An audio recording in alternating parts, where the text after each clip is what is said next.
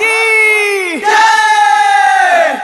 बोला बोला बाबा दिघेश्वर नाथ की।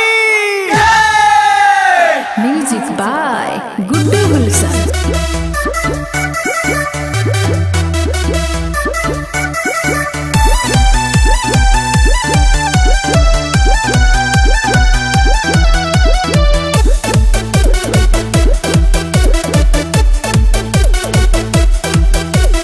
कान खोल के सुन ले भाई, एक बेर चंदा दियाई चल जाई देवघर के साथ।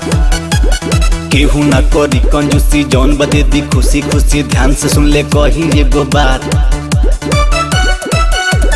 कान खोल के सुन ले भाई, एक बेर चंदा दियाई चल जाई देवघर के साथ।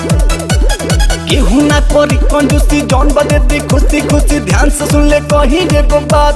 लवंडिया लवंडिया लवंडिया लवंडन से लाई के न चला जाई डीजे बजाई के, कि देवो घर कोमर हिलाई के न चला जाई डीजे बजाई के।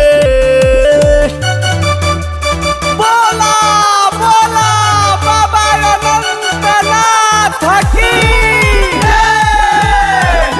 बोला बोला बाबा बैजनाथ की।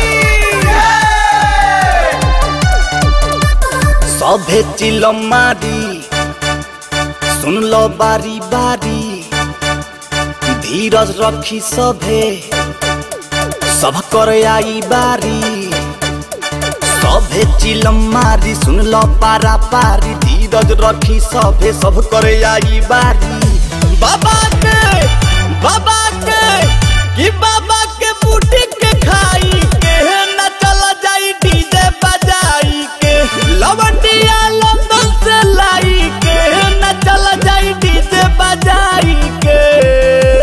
बोला बोला बाबा महेंद्रनाथ की।